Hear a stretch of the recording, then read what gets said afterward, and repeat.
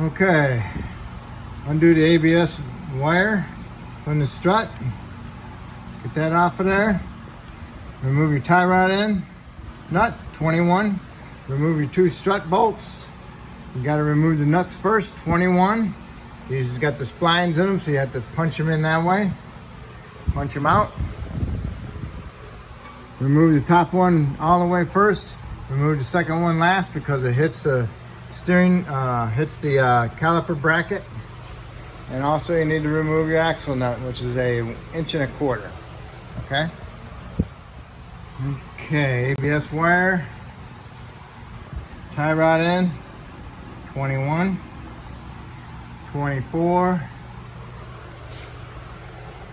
1.25 inches. Now you see how that is? You have to take it out at an angle.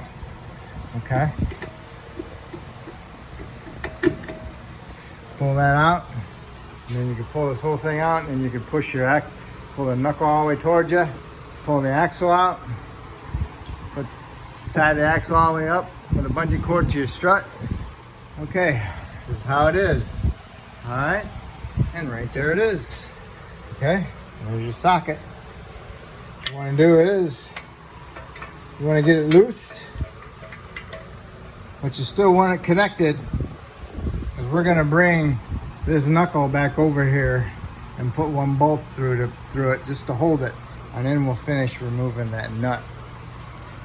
Okay, what I did was I removed the nut and then I threaded it back on there for a thread just in case it falls off. So I pushed my knuckle back up in there and I got my bolt just shoved through there, and I have my ball joint nut on there just threaded hand tight, so now I can remove it.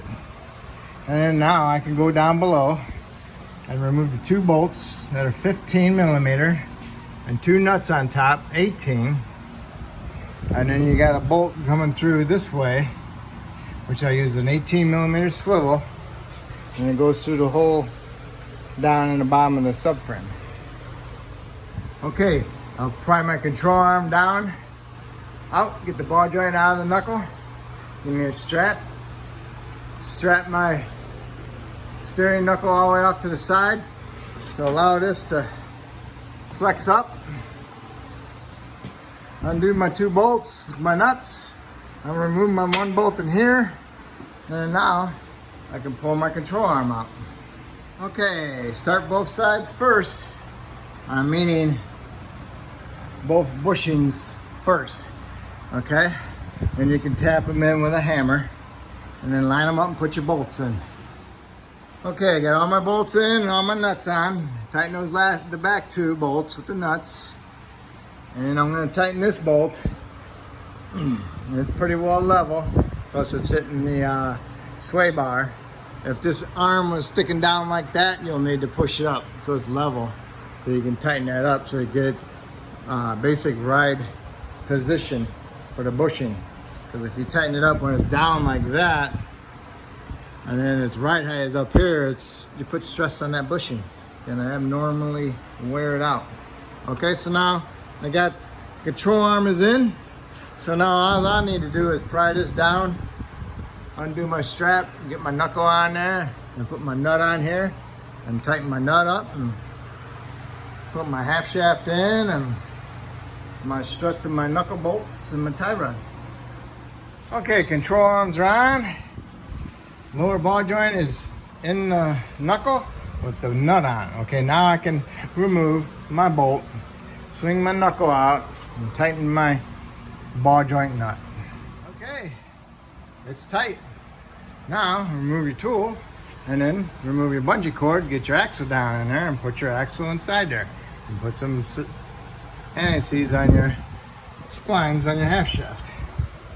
And then once you get that in there, then you can put your 2 bolts into your knuckle and your strut. Okay, you got your strut to your knuckle bolts tight. You got the bolts bottomed out because they got the splines on them. They got to be pulled in all the way. Put your ABS wire in there, in on your bracket. Put your tie rod in on. Put your nut.